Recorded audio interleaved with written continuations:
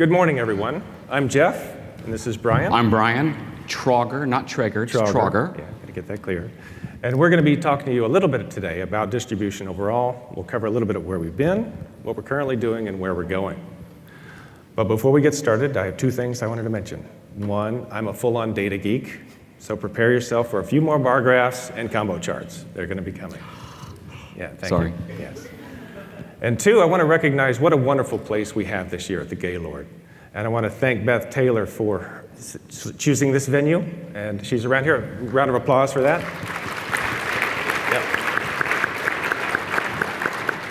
Yep. And there are so many exciting things that you can do around here. I love the atrium. It's my personal favorite. Bryan, I'm not sure which one you... Mine by far was the party last night and the views that you had from going outside on the deck and looking outside and seeing the monuments from the nation's capital here. And I'm sure each of you have other things that you've thought of, things that you appreciate about this week. And if you haven't already, take a moment and just think about something. It's good and healthy. Think about something that you appreciate and kind of focus on that for a bit. And while you're doing that, a quick show of hands. How many people were here last year at Elevate? Great, great. Thank you.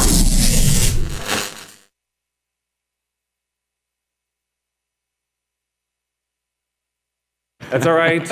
We did it on purpose this year to kind of make a point. Like the electricity that powers most of the things that we were seeing on the screen and thinking about, it's the airline data that powers our industry. And it's whether it be pricing data, where we're getting an edge on the volumes through automation, or retailing, where rich content satisfies the needs of any traveler's persona. It's distribution that provides the infrastructure to ensure that power keeps flowing wherever and whenever you want it. So to get things started, we'll start with subscriptions. We're going to take a look back in time. This is a face you must be familiar with by now. I'm sure you've seen it at least 3 times, and it's been talked about even more. So I'm going to spend a little more time than I'd planned on this. This is Lois Kyle. She worked at ATPCO for over 40 years. Retiring just a few years ago, which is good for me because I would get an earful if she knew her picture was up here right now. But starting back in 1975, I was mentioned a few times, our subscriptions were based on paper.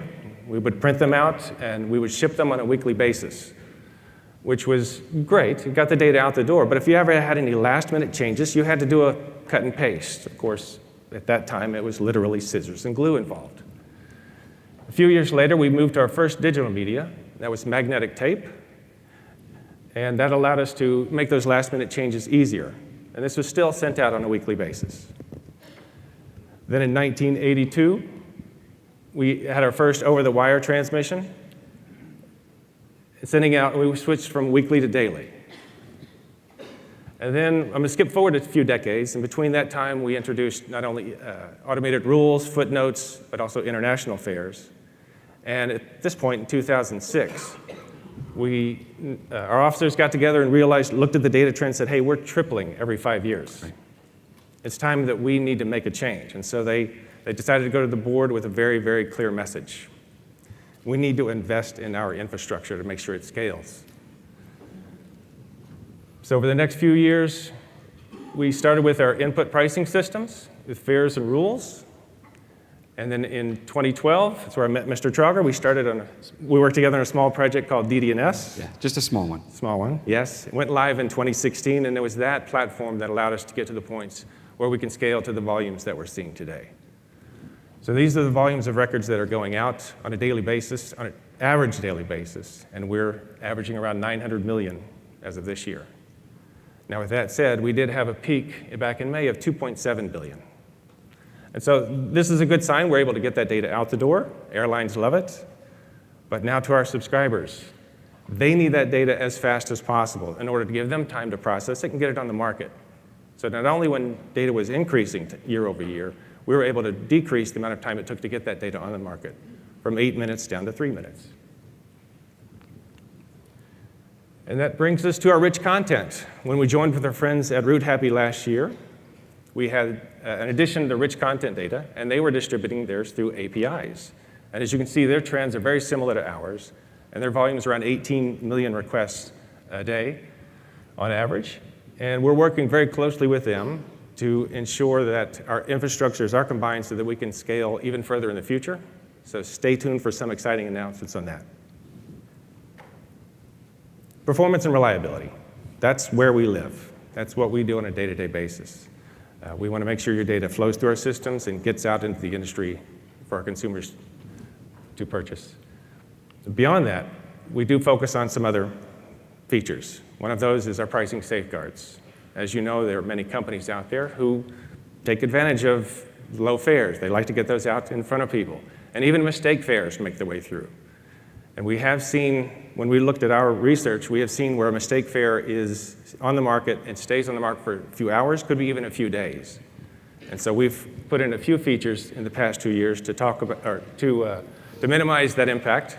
First one was last year. We introduced our 15-minute suppression of sales.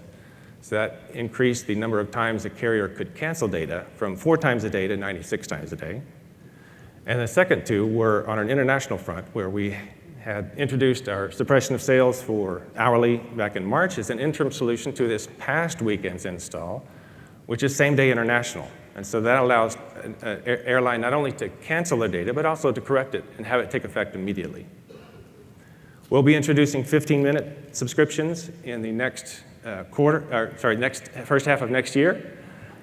And then beyond that, we're looking at not only removing those fares, but also detecting them more quickly and potentially automatically getting rid of them on behalf of the airline.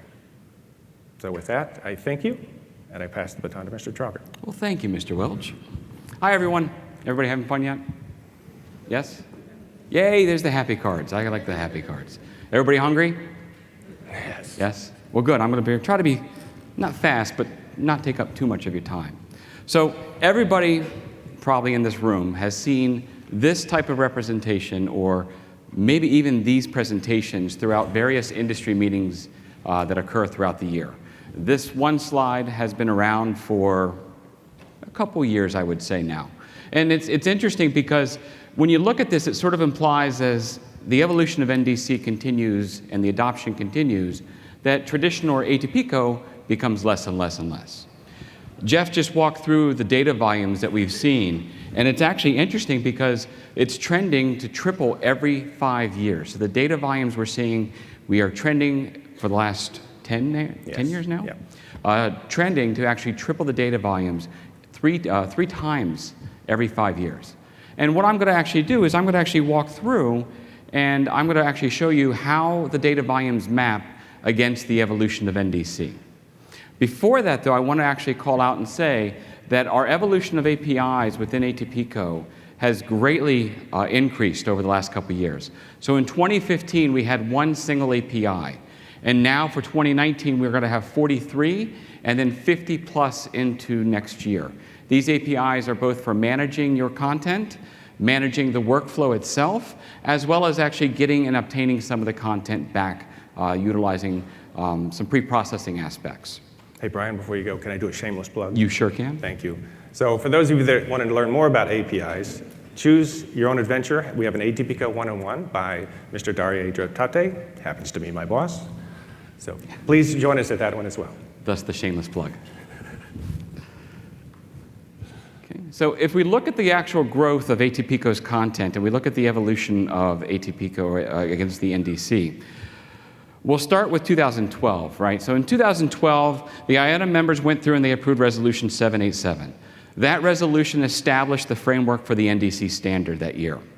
In addition, the Passenger Distribution Group, also known as PDG, and the Distribution Data Exchange Working Group, the DDXWG for acronyms, were established. And actually, our very own Graham Wareham, if he's in the audience, he was actually the chairman of the PDG when they first established that. In addition, they also acquired the baseline schema, which was open access. Who in the room knows where that originated from? Actually, ATPCO actually donated that to IATA in order to get NDC schemas in place and start to work with the industry to get that defined. So as we move towards 2013, you'll see that the data there is roughly about 120, 130, I think. Yes. But if you look at NDC, though, the Resolution 787 now becomes adopted. That happened in June of 2013. The NDC Shopping 1.0, which is the initial schema, was finalized and published to support some initial pilots that were occurring within the industry. And additionally, the PDG Advisory Forum is now established as well. And this was a PDG with bringing in additional individuals to be more of an advisory forum to help advise on how to progress the industry moving forward with NDC. So if we now go to 2014, you'll continue to see that there's a slight growth there. And if you look at the NDC evolution, the candidate release of NDC 1.0 supporting the true end-to-end NDC vision, this is from shop to order create, now becomes finalized, and it's ready for a candidate release. So the establishment of the NDC integration group, which is now meant to be a working group to go through and work to define and refine the NDC schema, becomes established. Moving now into 2015, again, you'll see that there's now a slight growth, but the fare changes, I'm going to start showing fare change volumes, because over the next 5 years or 4 years there, the remaining years, you're going to see peaks occur with the fare change as you map it to the NDC evolution itself. So in 2015, the NDC 15.2 was the first release of their schema. And that was actually done in the latter part of 2015. And IATA introduced 3 levels of NDC certification at that time. And there was the first certified airline at that point in 2015. Progressing now into 2016, 23 additional NDC certifications are now taking place. And you'll note that the actual fare changes volume has increased quite a lot as well. As we progress and we see that the number of certified airlines continues to grow, you'll note that the actual fare change volumes continues to grow quite substantially across against the NDC evolution. And finally, looking at 2019, you'll continue to see that even though the certified airlines was a little bit less, we only added an additional roughly about 4, you'll note that the fare change volumes continues to grow as well. And as we look at it from a trending perspective, we anticipate this to continue. As NDC adoption becomes more relevant and more upbeat within the industry, we expect and we believe that the actual volumes and the churn of the data will continue to grow as we continue to evolve as an industry. So regardless of your preferred distribution method, you should know that we are seen and always seen as the power for your strategy. And I think I jumped over a slide. I want to make sure I push the right button though, Libby. So for those that don't know, there's a really bad button on here that actually kills the monitors. That's the right button. There we go. There we go. They should put like tape on it so you know which one it is. Oh, it's the one that says don't touch me. Galaxy moment there. No, it says don't touch. Okay, yeah. So yesterday, everybody heard Graham, his panel yesterday, along with Rob from Southwest and a few others, that removing the barriers to NDC adoption is one of the aspects that ATPCO is looking and moving towards. There are a lot of barriers from an adoption perspective that the industry is looking to solve with standards, but standards won't remove all of those barriers. So we continue to look to build out the infrastructure to support the industry and the evolution of NDC, as well as the increased adoption as we continue to move forward. Okay. And with that, we thank you. Yes. But oh, yes, not so fast. That's right. Yes, not so fast. That's right. Come on up, Libby. We're going to invite our friend Libby up, and we're going to take the opportunity to do a selfie. Yes, we are. Chris, Yes. would you mind raising not the lights of us, just a little but bit? of all all us. of you. Yes. So what we're going to ask is if everybody can pick up their happy cards. If ready you're for in lunch the wings, break. if you want to squeeze in, if you're willing to, by all means. But we're going to get a nice little selfie. This so we is can our post rock it. star moment. Yes, thank you. All right, so can we get all of the happy cards up? Awesome. That's great. Awesome, thank you. Take it. Come on, guys, get in here. Squeeze in. All right, thanks, everybody. Thank you. Awesome.